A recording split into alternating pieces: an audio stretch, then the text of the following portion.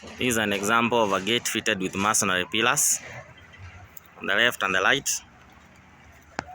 This is the inner side of it,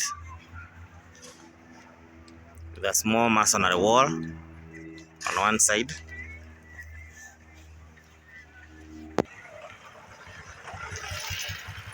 This is the outside of the gate.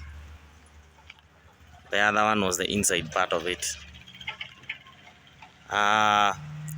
We do fencing, and we can crown it all with such a beautiful gate. This farm has a live fence on this side, but on the exterior end is where we are putting the new chain link fence.